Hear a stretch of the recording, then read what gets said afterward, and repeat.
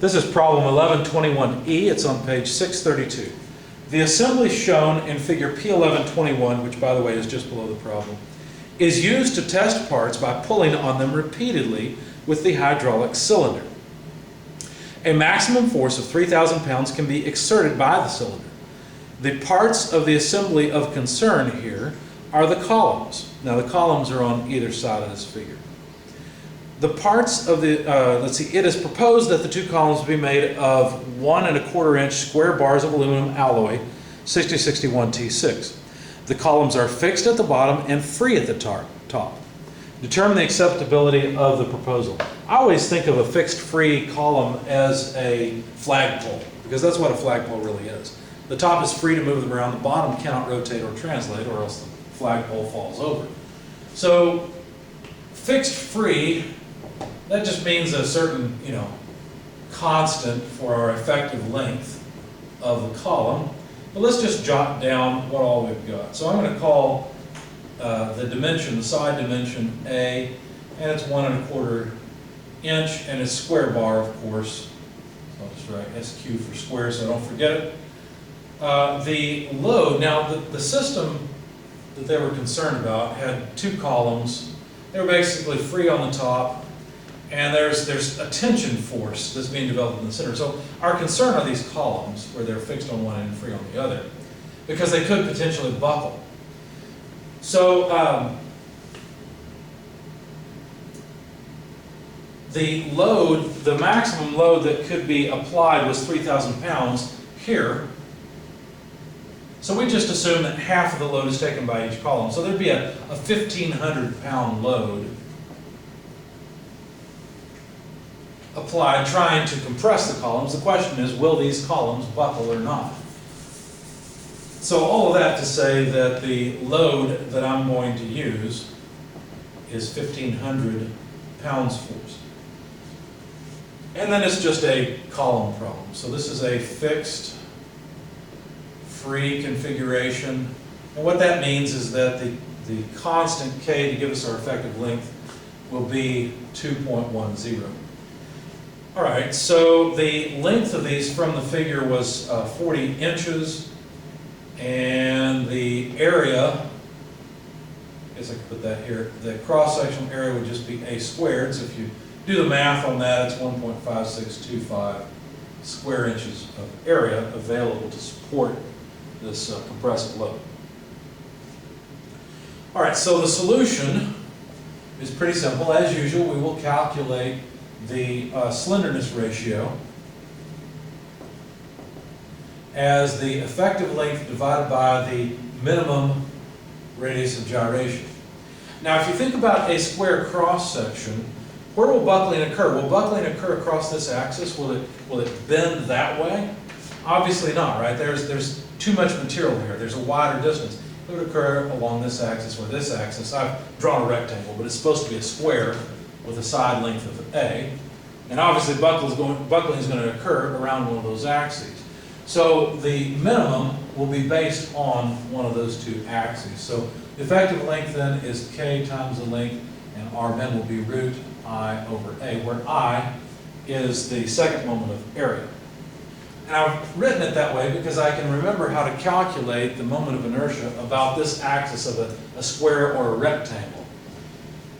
And so if this were a rectangle, something more like this, hopefully by now you have it memorized that the second moment of area would be BH cubed by 12. But if B and H are the same, in other words, if we have a square where the sides are just A, then this would come out to A to the fourth by 12. So we can plug that in, KL divided by root, let's see, this would be A to the fourth over 12 divided by the cross-sectional area, which is A squared, but that's AOH squared over 1, so we'd invert and multiply.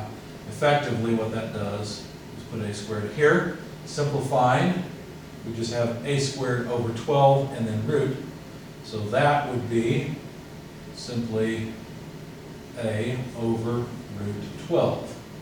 Okay, so then if we just move the root 12 to the numerator, times KL divided by A, And that's our equation for the slenderness ratio. We didn't have to simplify, but I just decided to do it. So let's see, root 12 multiplied by k, but I've decided k is 1 or 2.1, and then the length was, where was it? 40 inches. And then a, the side dimension was 1 1/4 inch. So the inches cancel, we get a dimensionless number, which is what we'd expect. So this comes out to 232.79, and this is of course non-dimensional. Now we could go and try to compute the column constant, but since this is aluminum, we should probably follow the Aluminum Association's recommendations. Notice this is 6061 T6. It's the one aluminum that we don't have to go to their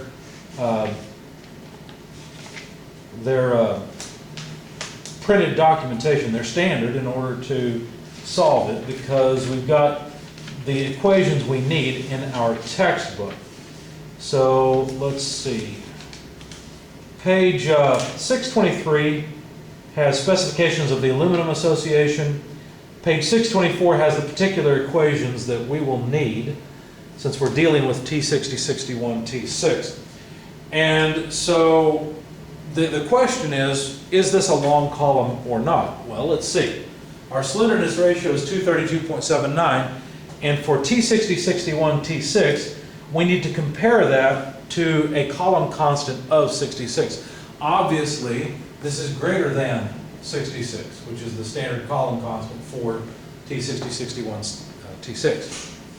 And so what that means is we have a so-called long column. Now notice we are in English units, and so what that means is that I need to apply equation 1118A, which looks like this. It says that the allowable load over the cross-sectional area equals 51,000 divided by effective length over R. Of course, this is just simply the slenderness ratio squared.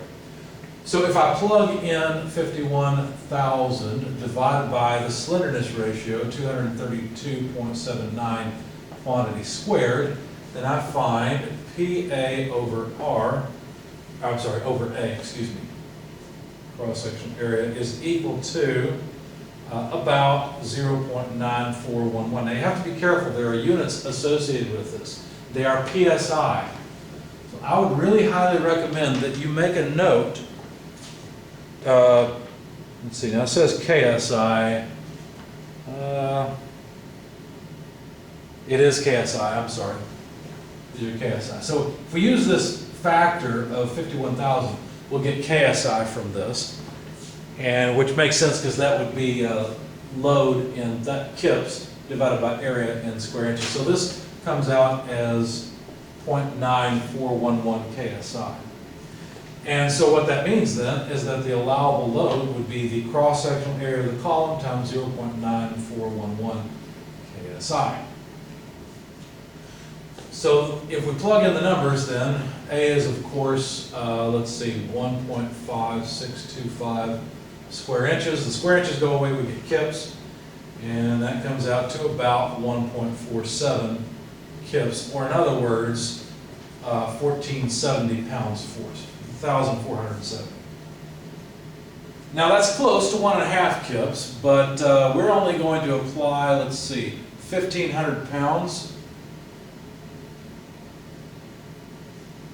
So you might look at this and say, well, rats, this didn't work because this is less than the 1,500 pound load that we're applying. But one thing that I chose this problem for was to remind you that built into this equation is a factor of safety of 1.95. If you could accept a factor of safety less than 1.95, this is pretty close, right? It's only 30 pounds under the specification or our load. So I would say this is probably safe because we've got that built-in factor of almost 2. And of course we're not following the Aluminum Association's recommendations directly if we say this is safe, but we're pretty close to the factor of safety of 1.95. So unless there's some legal reason or there's some, critical problem here where life could be lost, this is probably okay and not that bad of a design.